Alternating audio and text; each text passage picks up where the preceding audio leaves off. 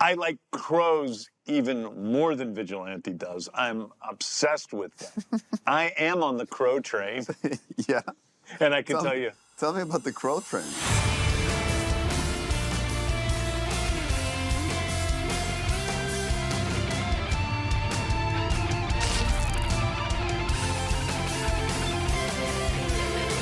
We ready, guys? Do it. Okay. Whoop. Hey, everybody. Welcome to Peacemaker, the official podcast with James Gunn. I happen to be James Gunn here. I am the writer and director of many episodes of Peacemaker, as well as the showrunner. You didn't direct this episode, though. You honey-dicked me to come into this episode. It was like, come, join, and then I show up, and I did. And you're like, I'm not going to be able to be there. This is a great guy called Greg who's going to. You know, it was fantastic. I was absolutely this unknown director called Greg Mottola. Yeah, exactly. Well, I'm here with. We'll get to this guy in a minute. I'm here with my co-hosts Jennifer Holland and Steve Agee. That's right. I play John Economos on Peacemaker. He said my name first. I should have gone first, but it's fine. Right. It's fine. And I'm Jennifer Holland. I play Emilia Harcourt. That's right. And this is the official destination where we go deeper into each and every episode of Peacemaker. We love talking about Peacemaker, about behind the scenes, about the secret meaning of things, about Easter eggs. We also talk about the music. We answer fan questions and much more. Today we're talking about Season 2, Episode 3. It's titled Another Rick Up My Sleeve. Aptly named. It's directed by none other than Greg Mottola. Absolutely wonderful to work with. And we are joined today by our guest, Joel Kinnaman. Our friend.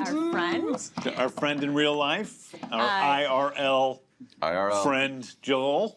Who plays Rick Flag Jr., who you might have caught in the blockbuster film, The Suicide Squad, written and directed by James Gunn. And so many great things that Joel has been in. He's one of the best actors out there. I was a fan of his for a long time, which is one of the things that enticed me to keep him in the movie and keep him alive. Only two characters kind of stayed in the movie. Didn't keep you alive, but I kept you in the movie. Yeah. There will be major spoilers, so if you haven't watched yet, go to HBO Max and do so. All right, let's start at the beginning. You were born in Sweden. I was born in Sweden. But you do not really have an accent. No, my dad's American. So yeah. I grew up in Sweden, but I spoke English with my dad. So when I came here in 2009, I did have quite a significant accent, but I kind of skidded by. I actually think in the years I've known you, you even have less of an accent than you used to. I mean, because I've lived here for 15 years. But when I go back, like my first job in the U.S., The Killing, this show on one of the best shows ever. AMC. First thing I ever saw you in, I know it's probably not the first thing by far you ever did it as an actor, but you are so great in that show, Joel. I mean, you're just so good. But there, I got away with it because I was doing some kind of home cooked like hip hop accent or like But yeah, so I think I got away with because when I go back and listen to that, I don't really understand that people didn't pick up like on my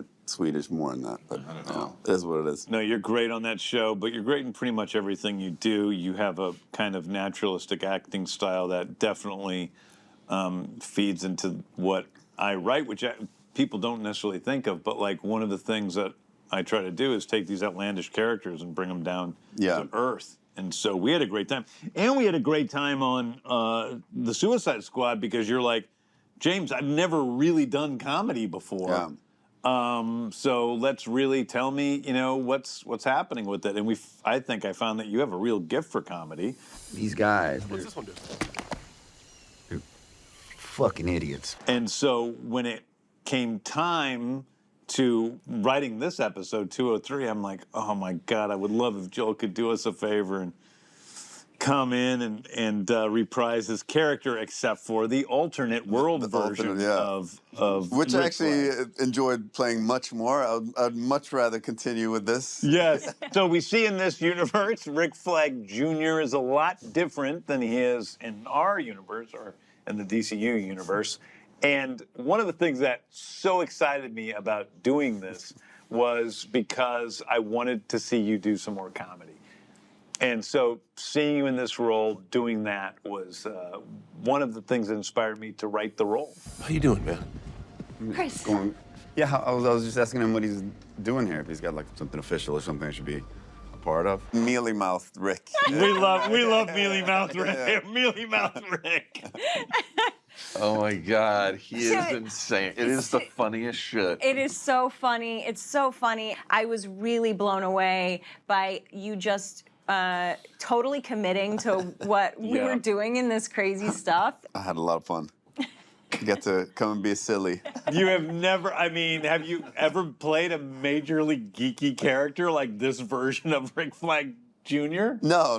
I don't think I've ever played a character like it was like the beginnings of a character, but with that sort of attitude. Like, no. It's so, it's just one of my favorite parts of this whole season. You know, for me, like jumping in and doing anything that is supposed to be funny, that gets a little scary. Yeah. Just because it's not what I'm used to do, you know? Yeah. So I could feel like, okay, this is what I got to focus on more. It's so you know? good. Yeah, it's the so peeking, the sneaking, the kicking over the trash can. The kicking over the Oh, trash my can. God. But then my favorite thing, and like really, truly one of the things that makes me laugh the hardest every time I see it in the whole season is, for me, it's when, which is not scripted, it's, you did it, when you go, big problem. Hey, that's not supposed to be around the corner. I told you that. It's a big problem.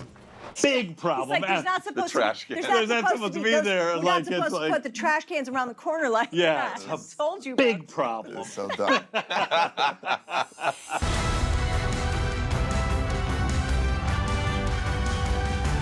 We start out the episode where we reveal something that Jen and I have known since the beginning of this show, that the reason Harcourt reacted negatively to Peacemaker in episode 1. Negatively. The reason why she wanted to murder Peacemaker In the but first couldn't season. because she was on a team with him is because her best friend, and maybe one of her only real close friends. Was Rick Flag Jr.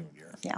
By the way, the first scene where we see Joel and Jen together, you mention a girlfriend who could blow a hole in the earth. That's the Enchantress, Enchantress. who he ends up with in the original David Ayer's original Suicide Squad. So to make matters worse, because one of the big things we talk about in the show is what's canon, because between season 1 of Peacemaker and season 2 of Peacemaker, there is a big shift from the DCEU to the DCU. So most things are canon, but some things are not. Obviously, one thing that's canon is that Peacemaker killed Rick Flag Jr. in Corto Maltese, and you are Rick Flag Jr. But that doesn't stop us from putting makeup on you and turning into another character in the DCU in the future. Or, you know, his twin. Some evil villain. So in this episode of Peacemaker, we really get Peacemaker going into the alternate dimension, going to Earth 2, and we find out, you know, we've already met his brother who's still alive. We've met his father who's actually a sweet guy and is not the White Dragon, is the Blue Dragon. They're in a group called the Top Trio, and we knew that Emilia Harcourt existed in this world because we saw a picture of them together that they had dated. But in this episode, it's the first time we see Christopher Smith from our world, the DCU, venturing out into this other dimension, which is fantastic. Everybody loves Peacemaker, greatest dimension in the world. And he goes to, you know, probably against his better judgment, goes to Argus 2 to meet Emilia Harcourt 2. Jen, you're amazing as Harcourt. And Thank you. This different, but, you know, what I liked about the way you portray Harcourt 2 is she's different. But you're not doing, like, a totally different, you know, I mean, there's, like... Yeah. It's like Well, I didn't want it grounded to though. be. Very grounded. Yeah. Yeah. It's like That was you my need hope. that. Thank you. With John, you know, and with those John and those clothes, you know, you need something to ground it. yeah. I wanted her to seem like she was still the same person with the same sort of genetic makeup and everything. You know, it's sort of the nature versus nurture conversation. She grew up in a different setting. She Yes. had different parents. She had a different experience than our harsh, hardened version of Harcourt in our regular universe. And I wanted to make that so she still has a wry What was sensibility, but she's just so much softer. What was the subtle difference that made our Harcourt and this world's Harcourt Thirst Court, which we call her Thirst Court because she's a little thirsty. Well, I think that maybe the thing is that like the damage that our Harcourt has is this deep, dark stuff that you and I have discussed about what makes her who she is. Yeah. And the only real damage that Harcourt 2 has is that she's been fucked over by guys, and so she's a little bit. I also am going to needy. bet she has an alcoholic father. This Thirst Court. Hey, Thirst maybe Court I looks didn't like think she has about daddy it. issues. Yeah, she's got like Serious she's daddy willing to issues. put up with some seriously bad behavior. Yeah. The weird thing for me is the smiling. Harcourt 2 smiles Smiling. way Yeah, more often. yeah, You yeah. don't see that. Yeah, or how she says, I'm sorry, I'm just breaking your balls after just saying some kind of silly and stupid, Yeah. whereas Harcourt says, eat my She's dick, breaking. Schwarzenegger, and doesn't give a shit. That's right. Well, we are introduced to the peace cycle, which is actually right over there in my office. We're shooting in my office. So it's like there's nothing that I think Christopher Smith is more excited about in Earth 2, even Emilia Harcourt 2, than the peace cycle. Pretty cool. It's a pretty cool peace cycle. It's got torpedoes on it. Subwoofers and Subwoofers. Fucking missiles. Yeah, missiles on the front. It's so ridiculous. Yeah, I don't know. Can you drive at the same time you're firing the missiles, do you think? Yeah. Yeah, I mean, think you it's just got to speed up because you're going to kick back a triggers. little bit, so you have to. Wow. Thumb okay. triggers Yeah. for sure. I thought you would have to stop if you shot that thing off. Peacemaker and Emilia Harcourt have a wonderful little romantic montage to Ozzy Osbourne's "Dreamer." Strangely, the second time we're using a song title, we used Foxy Shazam's "Dreamer" in episode 1. Now we're using Ozzy Osbourne's "Dreamer." Two separate great songs. Two great songs. One of my favorite slower Ozzy songs. As they talk, there's an explosion. Did you see the explosion coming? No. Because you're watching this for the first Yeah. time. No. Yeah. Definitely took me by surprise. Yeah. Yeah. It does. Pretty funny. It is funny. And then we have Jerry. Jerry. Yeah. I don't know if anybody notices, but all Jerry. of the Sons of Liberty, that's the group that's taking over the DMV. terrorists that's taking over the DMV. Because They look like they all come from Portland. right, they do kind of look They're like Portlandia terrorists. Yeah, kind of Portland boys. I mean, listen, Evergreen is very similar to, Portland. It's northwest. Oh, yeah, there it is. That's where we are. Yep. And at that point, Sons of Liberty take over the DMV, and Peacemaker goes into action. And we see him, for the first time in a while, kick a lot of ass. Yeah. Joel So was ridiculous. giggling maniacally at every death on screen. So nice to me. What was your favorite death in the Oh, I think it was the pencils. the pencils yeah. to the? But also that sad little malnourished fellow that got an axe to his forehead. Malnourished.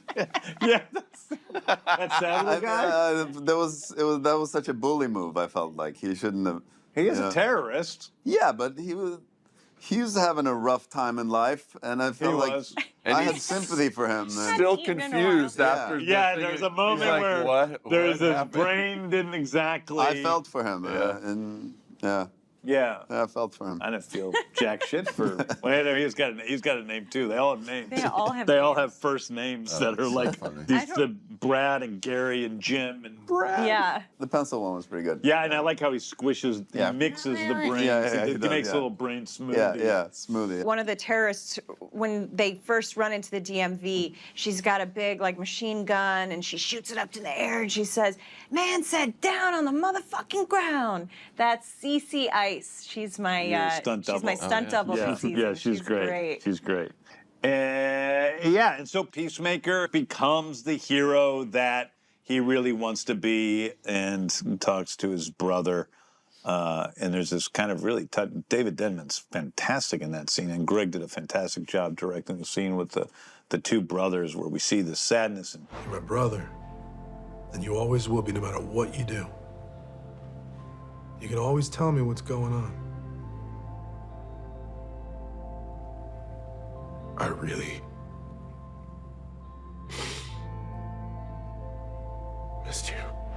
John, like, we haven't talked about it, but, you know, John, between when you worked with him on the Suicide Squad and today, has done so much acting, and he's grown so much as an actor. I can tell. It's like really a cool thing. We meet Red Saint Wild. And I brought in Red Saint Wild here to assist. How you doing there, Sonny boy? World's foremost eagle hunter. Eagle hunter? Who is Michael Rooker's character. He's going to be Eagly's nemesis in the future. He said the culturally inappropriately dressed Michael Rooker. That was culturally appropriating in the background. Culturally appropriating, yeah, culturally appropriating. Yeah, I think you. This is a spoiler. You say the same. Yeah, you call him culture. You call him Captain Cultural. Captain Cultural Appropriation. Especially with that Bolivian hat on those. Yeah. Oh, there's a Bolivian. Is that the main? I think it's more the Native American. Yeah, but Native. He does look a lot like Willie Nelson. He does do the that. braids. There's a lot of Willie Nelson in there. Is Willie Are you Nelson suggesting culturally it? appropriating things? Yes, I think so. But I think it's okay. It's okay because he's fucking Willie Yeah, Nelson. He's pretty great. Willie Nelson's I a saw pretty Willie great Nelson guy. on the Bowl last year. Yeah, still great. 107 years old and just like incredible. Like 107. Yeah. Okay. Oh, also, the other thing that we see in this episode is a return of one of the Peacemaker season 1's favorite characters, the Judo Master. Oh, yeah. Played by Nuh Lee. Who we find out his Judo Master's real name is Rip Jagger. Rip Jagger, as it is in the comics. Is that? I did not know that. Oh, no, his name in the comics is Rip Jagger. Oh. Yeah, it's a crazy name, especially for Nuh. Oh my God, that's so fucking funny. Yeah. Who the fuck is Rip Jagger? Hey, fatty. Jagger's a Vietnamese name. I don't know if you knew that.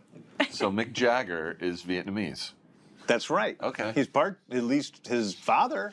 Somewhere is down the line. Yeah. Vietnamese for sure, because Jagger is a Vietnamese family name. Classic Interesting. Vietnamese name. Even though, you know, Judo Master is white in the comics. Oh, I didn't know. Well, that is weird. It's not weird for the 50s and 60s. Right, that's 60s when he's from, they made everybody white. Right. Joel, back in, what year was it? 19. When we did 2019. Suicide Squad? Yeah. Yeah. So you had already played Rick Flag. You got the screenplay? Is that what happened next? You knew that I was writing and directing, Yeah, correct? yeah. Did somebody warn you what happened to your character in the script? Or not? I don't think I know Jai told me that nobody fucking told him. Oh, no. It's not funny, You just really. got it and read it?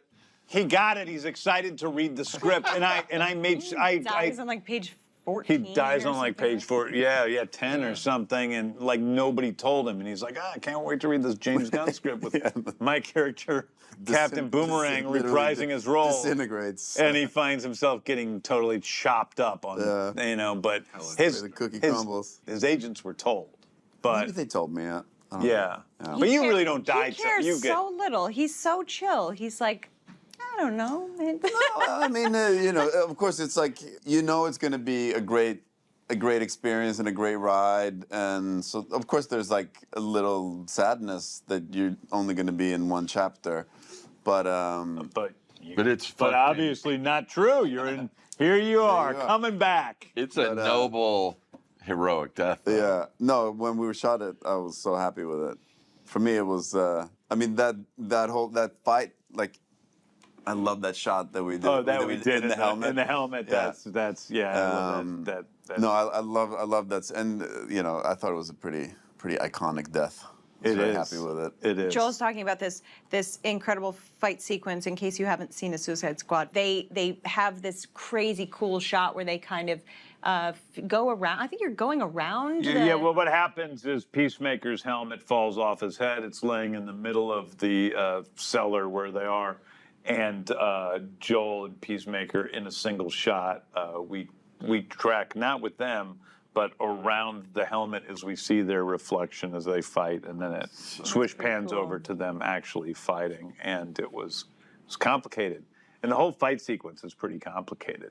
Fucking Richard Norton. And shout out to the great Richard Norton, who choreographed that fight under stunt coordinator Guy Norris. Richard Norton was a wonderful guy, actor, fight choreographer, and he just passed away a couple months ago. I loved Richard. He was such a sweet man. And he was one of my teachers, you know. I trained a lot of jiu-jitsu with him. And he was a very nice man. Yeah. He was a great guy. Yeah, love to his family, and he always made things fun, you know, fun and light and easy. But he was still very much on point, and you know, always had a clear vision of what he wanted to do. But he just brought a light spirit. I loved Richard because Richard was one of these guys that had acted as like the Caucasian guy in a bunch of old Hong Kong movies, and I'm a huge Hong Kong movie fan, so I would ask him for all the dirt on these old Hong Kong films. He was a beast. He was an absolute beast. Yeah. By the way, Joel had a really funny scene in the Suicide Squad. He got to be really funny with. There's a scene where he's like, "I don't know what I did to get stuck with you idiots," and then we flash back to him insulting Amanda Waller. That we cut from. Fucking so funny. We cut from the film, but it's in the outtakes. Idris's character, Bloodsport, says, "What landed you here? Why would Waller let you die?" Oh, yeah. And then you think back to when you were in the office and Waller came in one day wearing this really ugly shirt with flowers all over it. And you said to her, like, "Waller, what's with that shirt? It looks like the clowns took a shit all over you." And she is it was a great so angry. And you go stone-faced. And you're, I am Economos laughing is so hard. Economos is laughing his ass off. Her off. But Viola could be terrifying. Like really, like she had a stare that's like. Oh my God! The minute Real she life, turns into Waller, she's so scary. Yeah, and then you just little by little stop laughing, but then you know. That's why she sent you to die. She's that mean. I love that. That's canon. That's canon. Let's make it canon. I also, there was one thing in this episode that I should mention that I've only seen John get upset during shooting twice during all 2 seasons of Peacemaker. The first was in season 1. We were shooting an action sequence, and the camera operators were being unsafe. They were getting too close to his stunt partner, and they heard her and like kind of ran into her, and they had run into her a little bit, like 2 more times, and John very sternly was like, "You can't do that. You've got to be careful. You're gonna hurt somebody." And then the other time is when his character had to spell "you're" in text Y-O-U-R, as in "you're the best." When he meant Y-O-U. When he meant Y-O, he meant the contraction. He might be a little bit on the spectrum as well. Like just John? John, yeah. He's very particular. Yeah. Joel leaned over to me watching the show right before this when Vigilante was going on about his love of crows being questioned about animals, and he said quite the extreme of the spectrum. Crows are also one of my favorites. Adrian, it is too early for this. I like animals a lot, by the way. I like animals as much as clearly as Vigilante, and I like crows even more than Vigilante does. I'm obsessed with them, and I am on the crow train. And I can tell you. Tell me about the crow train. You guys aren't on the crow train? Oh my God, I know so many crow facts. What do you love so much about them? Okay, well, first of all, crows, here we go. They are smarter than chimpanzees. Yeah. Okay? They can make tools that, like, they can think, like, 3 steps ahead of themselves. That's something that they plan. No primate besides humans can do. Right. You know, you can see, wonderful videos online of crows sledding down the snow, making little sets into sleds and sledding on snow. I just know that you've spent so much time looking at these videos. You can, there's a great, they remember your face forever. Like, they've done wonderful studies where, like, a guy will wear a Nixon mask and be mean to a crow, and they will then tell other people. Fun job. When like, that fun job. Dressing up as Nixon and like. Yeah, it's like some college student. A crow, you know. Some college student. Chad, I got something you can do for some extra credit. It's just minimum wage, but I want you to put on this Nixon mask and go hit. It's not acting crows per se, but.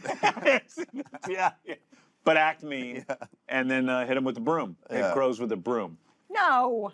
What? No, they don't actually hit crows. They just go out in there and be mean to them. All I know is that quote unquote, they were mean to crows. Yes, they were mean. And then haven't even gotten to the point that's important, which is that crows will remember for the rest of their lives that man that was mean to them. But not only that, they will tell other crows when they see that man that he's mean, and then those crows will tell other crows that man is mean. Really? And word travels. So the guy will go from a rural area where he beat the crows into another guy wearing a Nixon fuck with the crow. They're not smart enough to know between two fuckers wearing a Nixon mask. But then Nixon will be downtown, and he'll start coming, and all the crows will start chirping, warning the other crows that a dick is coming down the street. Tricky dick. Danger, yeah. That's real. Tricky dicky. So that's a crow truth. You want to hear another one? Yeah. Okay. More crow truths. What is that? There are crows in England that have these nuts. Exploring James Spectrum. Yeah. So in case anyone wanted to know where Vigilante came from, straight from the brain of James Gunn. Guys, we're talking about crows. Yeah, come on. So They can take a paperclip, straighten it out, and then if another crow is being a dick, he can stab him to death with it. Crows do that. I didn't say they do it, I said they could. there are nuts that are these really hard nuts in England that grow on something that these crows can't break into by themselves. They're not strong enough. So what they've learned to do is they take the nuts, they go to the top of this, what do you call it? Like light. a light post or something like that. Yeah, like traffic lights. They drop it. They drop it on the street so that cars come by and crush it. Wait. Joel, fucking let it Wait. finish. No. The cars crush it. The crows come down. I love Peacemaker. I love crows more. The crow comes down. It stands on the sidewalk with all the people waiting to cross the crosswalk, watches the little red man on the light, saying, don't walk, waits for it to turn green, and the minute it turns green, the little crow walks across the street, eats the nut. And they do that all fucking day long. Is that crazy or what? They're so, oh my God, they're the greatest. I was just in Arches National Park in Utah, and I was in a parking area ready to go out on a hike to take some photos. There was a crow that was just sitting on top of the water fountain, and people were walking by. And it's just sitting there, and my friend Nate kind of walked up to it. The crow did not fly away or anything.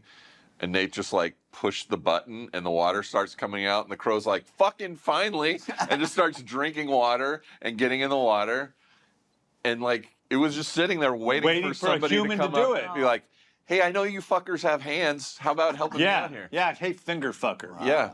Not finger fucker. Whoa. But, no, like they call us. Guy with a finger. That's a racist term that a Fucker crow with a calls finger. humans, Yeah. like finglies. They call us. Get one of those finglies over there to do it for us. And he was just like, I'll just wait here and someone will pick up on it. Yeah, a fingly will come by and do what they need to do. And the only thing they're fucking good for. Yeah. I'm so glad we went down this. Now, Welcome. Now I'm going to be obsessed. Yeah. Welcome to the Peacemaker podcast. And now, Peace Thoughts. Welcome back to another edition of Peace Thoughts, where I share my unfiltered thoughts on moments throughout the series. So here we find ourselves in the third episode. We have traveled through the QUC into the alternate Peacemaker universe to stumble into Argus to find an alive, stumbly, mealy-mouthed version of Rick Flag Jr. I love this moment for Joel because he gets to play a character strongly opposed to his character Rick Flag Jr. And the great thing about it is he gets the freedom to explore that space where Peacemaker is just kind of taking this all in of this guy is alive. How do I cope with this? What's going on, Chris? Jesus fucking Christ. You got some business or something here? What's up, Rick? Joel gets to do some stuff you don't normally see him do, which is great. It was great working with him again. It was great seeing him again. Gosh, I couldn't be more grateful for all we did in the Suicide Squad and literally the fight that made this show. I'm glad he got to be a part of this. Seeing him do do that stuff like as an authoritative office manager who has to flex his authority just because that's all he has and look vulnerably foolish and then try to blame it on people. The stuff that didn't make it, like his outtakes, are very good. It's one of those things where you watch and you're laughing as it happens, so you know it's going to be great. And for him to just think of like, oh, I'll do a bit with the trash can. It's insightful, it was good physical comedy, and it in one small thing of him kicking over the trash can, blaming it on the other guy, and trying to escape out of sight, you get exactly who his character is. It's taking an inch and making it a mile. That's it for this episode's Peace Thoughts. Back to you, James, Jen, and Steve. We now return to our regularly scheduled program. Song Spotlight, what do we got? Oh my God, there's so many good. Dreamer is great. Animal by Shining is the song That's that a great plays one. at the end. That's my favorite. They're a Swedish metal band at the end. Oh, metal. You know. It's not for you. Well, I know, but that song at the end, you like that song, right? Yeah. I heard you tapping your feet. That's a great song. They appear in 2 episodes of this season of Peacemaker. But I gotta say, "Break It Out" by Ammo Track. That's one of my favorite songs from the whole season. It's off their Ammo Track's 2023 album Accelerate, and they are also a Swedish hard rock band from what the hell? Skövde. You guys are ridiculous. That's a sad place. They were formed in 2004. They've been a support act for one of our Peacemaker house bands, Hardcore Superstar. And man, that song, I love that song. Shout out to Skövde. The what? Shout out to Skövde. Yeah. Where Hardcore Superstar from? Do you know? They're a Swedish band. Do you know them? No. You listen to Money Brother? Yeah. You know Anders? Yeah. I know Anders. Yeah. Yeah. Not well, but Well, Yeah. he's fantastic. Yeah, Anders Wenden is a guy who he was in a sort of punk soul band called Monster, and then became Money Brother, which was like Dude, you go so soul deep with your band. music. This Yeah. is actually really impressive. yeah, Yeah. Money Brothers dope. crows Like, and yeah. Swedish music, Yeah. bro. That's my thing. Oh, he loves Swedish crows more than Anything. No, conversely, that's the only crows I hate. Are there crows in Sweden? Yeah. I don't know that. crows See, are I the don't know everything smartest. about crows nor Sweden. What do you think about ravens? What's the difference? No, they're different, but They're bigger. Ravens are bigger, right? But they're also smart like crows. Yeah. Yeah, all different types of. Yeah, there's one type we of. got a lot of ravens. Yeah. You get a lot of ravens in Yeah, Sweden? that's like Odin, like a raven took his Yeah. eye. Let me ask you a question. Sweden's so fucking great. It's like not a question, but okay. No, it's not. I'm not over. Sweden's so great. Why the hell do you live in Los Angeles? I mean, have you been to Sweden in November? Yeah. It's fucking misery. He doesn't think about the California is the amazing. whole year in other places because he tends to like. What the hell do I have to do with outside of Also the the work. house or the office? Like That's true. He I'm just working. never leaves the house ever. And you've been busy lately, Joel. You've been doing a lot of stuff. What do you want to pimp out right now? Out of your 12,000 projects? 5th season of For All Mankind. Very happy about that. Yeah. I'm 80 years old in that season. Dude, what are you doing with all your money you're making? You're pouring it into that house. Oh God, huge mistake. Like, huge. I'm literally doing the thing that I've been like preaching to all my friends to never do. Like, never create a lifestyle where you have to make money. Yeah. And then I just go build this house in Malibu like an idiot. Like, what a fucking idiot. And it's just like a money pit. And during the years of my life where I made like so much more money than I ever thought I would ever make in my life, and it's the years where I had the most like financial anxiety. It's like such an own goal. Yeah. My life is terrible.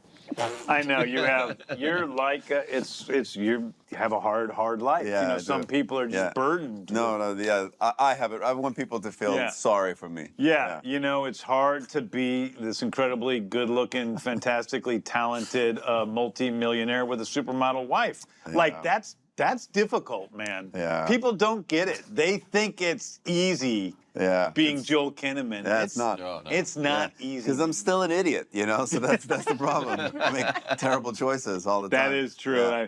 people really don't understand that the life you live is all in between these bone walls right here. And that's what really is, whether you're happy or not. Can't get away from that. Can't get away from the bone walls. Let's do Ecclesiar mailbag. This is from the DC Discord, a listener, watcher, viewer, fan named Vladimir. Hi, Mr. Gunn. My question is Peacemaker still have a grudge against Batman and the other superheroes in his universe now that he's actually one of them? Thank you. Well, that's an interesting question. He wants to be a superhero, but we find out they don't really consider him one. They consider him a loser. So, yeah. Although I think he's got more pressing issues at this point. He's a little salty. He's a little salty. Yeah. He's not a big fan of the guys that get all the attention. In the Superman movie, you actually hear him. That's right. He's being interviewed by Clevis Thornweight, and Clevis asks him, about Superman, and he goes on about how Superman's jealous of him because he's edgier and more muscular than he is. Oh, okay. Here's one from Pale Basilisk 57 on Discord. For all of us, what did each of you steal from set? Were you successful? I never took anything from set. Well, he took a whole fucking bike. James took a motorcycle. I have Peacemaker's Peace Cycle right over there, but I didn't steal it. The boss. There's a large framed photo of Robert Patrick in the trophy room. Oh, yeah. That everybody had their eye on and wanted. Really? Yes, everybody wanted that. It's a really. It's not even is it a photo? I thought it was it's a painting of Robert Patrick, and it is so fucking creepy. It's creepy. But I would not want that up in my house. The thing that I really, you would want it? Yeah. The thing that I really wanted was there's in Peacemaker 2's bedroom. There's like a bust. The bust of John Cena? You want things I would never want up in our house. Hilarious. You want a bust of John Cena's weird face up in our house? It's so funny to me. We kept putting things on it. We were hanging out. We hung out in that room all the time. Yeah, it was like that is a sort of on the stage. We were just hanging out in there, eating lunch all the time and stuff, and we were always putting weird hats on it. Or the only thing I have ever tried to take from a set was Guardians 2. I tried to take Jeff's goggles. Did you get them? I did not. And then when we did Comic-Con, and you had us all come out, all the Ravagers come out in costume, I was like, I can steal them here. Did you? And I put them in my bag. And as I was leaving, someone frantically came running up to me. They're like, have you seen the goggles? I'm going to get fucking fired if I don't get those goggles. And I was like, fuck. And I gave them the goggles. No. Back. Yeah. Have you ever stolen anything from any sets you worked on? Yeah, it took I had this little, in The Killing, I had this little basketball hoop that I was always throwing. I took that for some reason. But it doesn't really seem like stealing. No. No. I haven't really stolen. I don't really steal stuff. The last day of production always comes up so fast, too, by the way, and you're like, but that's a good idea. Oh, I should have fucking But I will tell you on Superman, literally everyone who worked on that film stole. Was the most steely set I've ever been on. Oh my gosh. The Man of Steely By set. the time they were at the end of filming, there were no crystals left. That was the main thing. In the computer, in the Fortress of Solitude, there's all these crystals. And at the end of the shooting, there were no crystals. Just gone. That's hilarious. They had stolen them. We gave people crystals too as a wrap gift. So that's cool. I have a bunch of things. I have the original Infinity Stone from Guardians 1. Oh yeah. Before it was purple, when it was red, which is how we shot the movie. And then the orb, that they're after. Yeah. And that I own those things. I own Kurt Russell's car from Guardians 2. That's pretty badass. Yeah, Okay, you win, James. Fine, you win. I do. Yeah, You didn't probably steal have these things. No, I didn't. You just took them. No, people gave them. Somebody gave them to me. Just drove away. Yeah, they gave them to me. I have Bill Party's badge from Slither. I have a bunch of cool stuff. Yeah. All right. Well, we have one last question from @versusseed. Peacemaker's dad works for Lex Luthor to develop the quantum unfolding chamber technology? Question mark. Or did So where are we in this? We're in episode 3. What happened in episode? What happened in episode 2? We don't know. I think no. We've already learned. No. We've already. Oh, we haven't. Next episode, we'll learn where he got the quantum unfoldment chamber we haven't from figured at the that out beginning yet. of episode 4. That's right. So tune in next week. Tune in next week and you'll find out the answer to your question. Versus. Thank you so much, Joel, for spending all this time with us. My pleasure. It was so It's good to wonderful see you guys. having you. It's really good to see you. I really enjoyed watching the episode. That was super fun. We hope we get to I love see, I get to come and be silly with y'all for a couple of days. Every now and then. We hope we get to see your character return, Mealy-mouthed or Rick. you. Yeah, mealy-mouthed Rick Flags. Mealy-mouthed Rick Flag. So tune in next week when we dig into Season 2, Episode 4. It's entitled, Need I Say Door? Tim Meadows, who plays Langston Flory, will be joining us to talk about the seriousness of bird blindness. Stream new episodes of Peacemaker Thursdays on HBO Max, and you can find this podcast on HBO Max, the HBO Max YouTube channel, and wherever you get your podcasts. This has been DC Studios Showcase presentation. This was an OBB sound production for HBO Max and DC Studios, hosted by James Gunn, with co-host Jennifer Holland and me, Steve Agee. Executive producers for DC Studios are Phil Sopanides and Gary Barbosa. Executive producer for HBO Max is Becky Rowe. Executive producers for OBB are Michael D. Ratner, Scott Ratner, and Toby Lawless. Special thanks to, from DC, Mike Pilata and Victor Diaz. And from HBO Max Design, Tom Haskard, Martha Duarte Diaz, Ryan Cronin, Brett Krause, and John Northway. Producer, Toby Lawless. Producer for HBO Max is Aaron Kelly. Research producer, Jesse Holland. Associate producer, Tess Bartholomew. Associate producer, Chris Stipp. Production manager, Kevin Lynn. Studio coordinator, Elijah Matias. Director of photography, Chris Piper. First assistant camera and camera operator, AJ Knight. Gaffer, Arthur Garcia. Key grip, Jake Reeder. Sound mixer, Josh Falcon. Sound mixer, Darren Bowling. Post-production supervisor, Mariana Cristostomo. Lead editor, Jesse Holland. Editor, Louis Sinibaldi. Assistant editor, Mark Alcacid. Hair and makeup artist, Kendall Shannon.